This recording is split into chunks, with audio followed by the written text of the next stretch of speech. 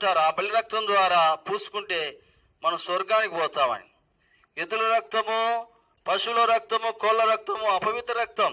అపవిత్రమైన రక్తం ఎలాగా స్వర్గానికి తీసుకుపోతుంది?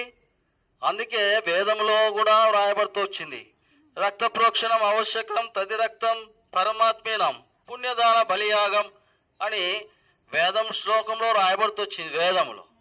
ఈ విధంగా అలాగా ఎందుకు వ్రాయించబడింది? వేదాలు అనేక గ్రంథాలు ఘోషిస్తూ ఉంటున్నాయి.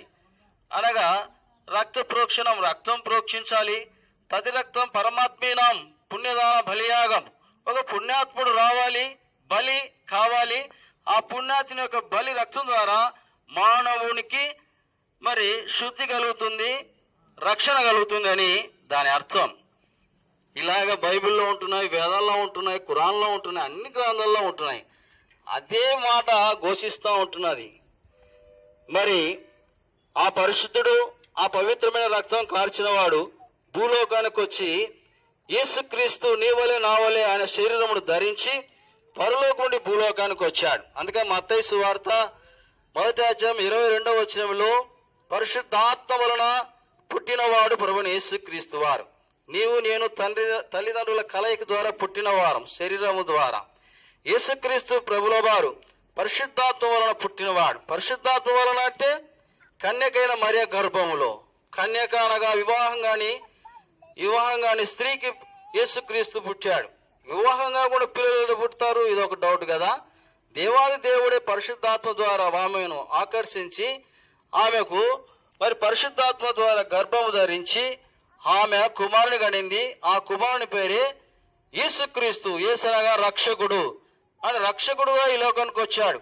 నిన్ను నన్ను రక్షించడానికి, భూలోకంలో ఉన్న ప్రజలందరినీ రక్షించడానికి యేసు ప్రభు ఈ లోకానికి వచ్చాడు. అంతేగాని ఆ క్రైస్తవులే వాళ్ళే అని కాదు. ఆయన అందరికీ ప్రభు. కుల, మత, జాతి, రంగు భేదమే లేదు. బైబిల్ గ్రంథంలో ఎక్కడే కానీ యేసు ప్రభు క్రైస్తవులు దేవుడు అని రాయలేదు. మీరు ఇచ్చే పుస్తకాలలో చదవండి, పరిశుద్ధ గ్రంథంలో చదవండి, ఎక్కడే కానీ క్రైస్తవులు అని లేనే లేదు. ఈ విధంగా యేసుక్రీస్తు అందరి కొరకు ప్రాణం పెట్టాడు. కనుక మానవుడు భూలోకంలో సమాధానం లేక, సంతోషం లేక జీవిస్తూ ఉంటున్నాడు. ఉద్యోగాలు చేసుకుంటున్నాం, పంటలు పడుతూ ఉంటున్నాయి, ఇల్లు కట్టుకున్నాం, కానీ ఏదో కొరత. ఇంట్లో కూర్చుంటే కూర్చోబుద్ధి కాదు, బయట కూర్చుంటే కూర్చోబుద్ధి కాదు, పండుకుంటే కొంచెం ప్లేస్ కూర్చుంటాం, ఎక్కడికైనా పోతే కొంచెం.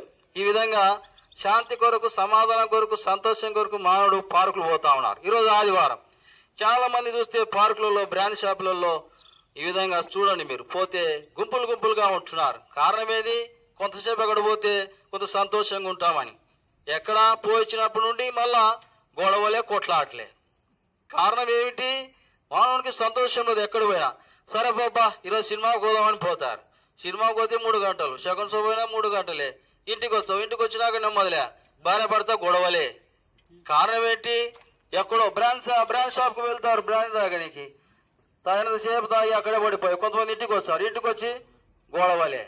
ఏమైనా తాగితే సంతోషం ఉందా? ఏమీ లేదు. మరి ఎక్కడ చూసినా సంతోషం దొరకలేదు మానవునికి. అందుకే ప్రభువైన యేసుక్రీస్తు వారు ఈ విధంగా సెలవిస్తూ ఉంటున్నారు. యోహాను సువార్త 14:27 వచనంలో, శాంతిని మీకు అనుగ్రహించి వెలుచున్నాను, నా శాంతిని మీకు అనుగ్రహించుచున్నాను, లోకం ఇచ్చినట్లు నేను ఇవ్వడం లేదు, మీ హృదయంలో కలవరపడనీయకుడి, వెరవనీయకుడి అంటున్నాడు. కనుక శాంతి దూత, సమాధానకర్త ప్రభువైన యేసుక్రీస్తు వారు. ఆ యేసుక్రీస్తు ప్రభుల వారు భూలోకానికి వచ్చి నీవు నేను చేసిన ఈ పాపంలో జీవిస్తున్న పాపలోకంలో యేసుక్రీస్తు రక్తం కార్చాడు. చేతులతో చేసిన పాపమును బట్టి ఆయన చేతుల్లో మేకులు కొట్టించుకున్నాడు. ఈ కాళ్ళ ద్వారా పాపం అనేక కాని స్థలాలకు వెళ్ళాం. అందుకే మనకు బదులుగా ఆయన కాళ్ళల్లో మేకులు కొట్టించుకున్నాడు. తల మీద ముళ్ళ కిరీటం, అనేక పాపపు తలంపులు తలంచడం ద్వారా నీ కొరకు నా కొరకు ఆయన మనకు బదులుగా ముళ్ళ కిరీటం పెట్టించుకున్నాడు. వీపంతా కోడా దెబ్బలు, శరీరం ద్వారా అనేక పాప తలంపుల ద్వారా, శరీర కోరికల ద్వారా చేసిన పాపాన్ని బట్టి తన వీపంతా కోడా దెబ్బలు కొట్టించుకున్నాడు.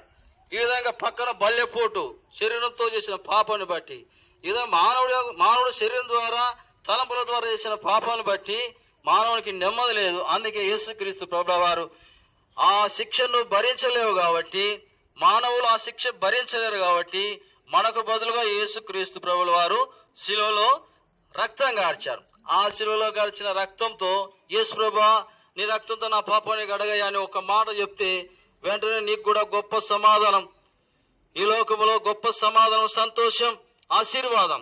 చనిపోతే